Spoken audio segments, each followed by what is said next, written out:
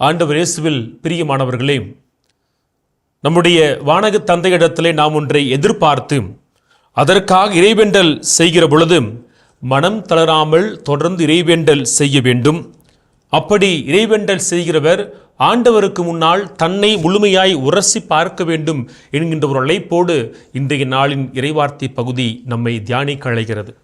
இன்றைய நாளிலே 2 மனிதர்கள் ஆண்டவரிடத்திலே மன்றாடுவதற்காய் ஆலயத்திற்கு செல்வதை நாம் வாசிக்கிறோம்.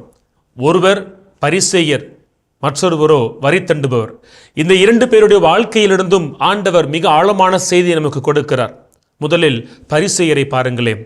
அவர் ஆலயத்திற்குள் சென்று ஆண்டவரிடத்தில் ஜெபிக்கிறார். தன்னை ஆண்டவரோடு ஒப்பிடாமல் தனக்கு பின்னால் நிற்கிற வரி தண்டுபவனோடு பரிசேயர் தன்னை ஒப்பிட்டு பார்க்கிறார். அப்படி ஒப்பிட்டு பார்த்து அந்த பாவியைப் போல நான் இல்லை என சொல்லி நன்றி செலுத்துகிறார். கிரேக்கத்திலே ஒரு வார்த்தை பயன்படுத்தப்பட்டிருக்கும், அதாவது எக்ஸு தெனேயு. அப்படின்னா இந்த பரிசேயன் எப்படி அந்த வரி தண்டுபவனை பார்த்தான்னு சொல்லி, அவன் ஒன்றுமே இல்லையாம்.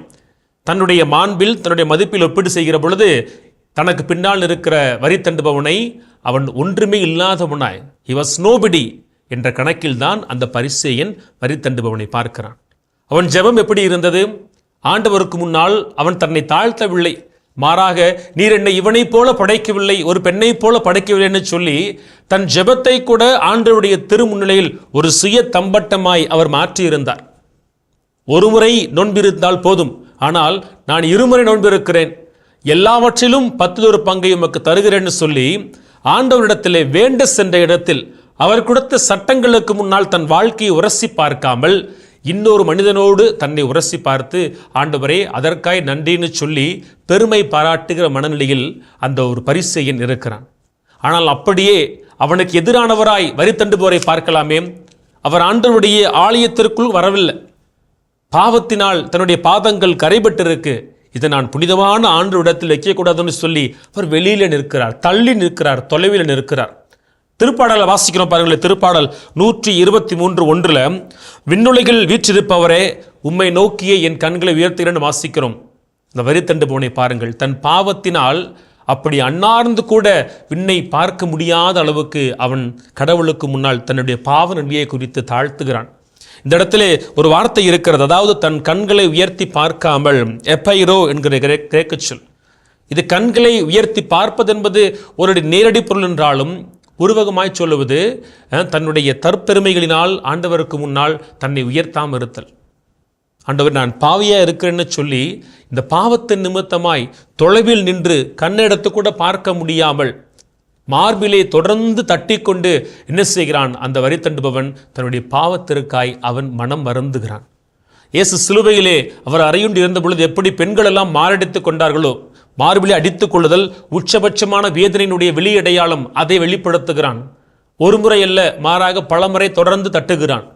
இந்த வரி தண்டுபவன் எப்படி அந்த பரிசேயனிடத்திலிருந்து மாறுபடுகிறான்?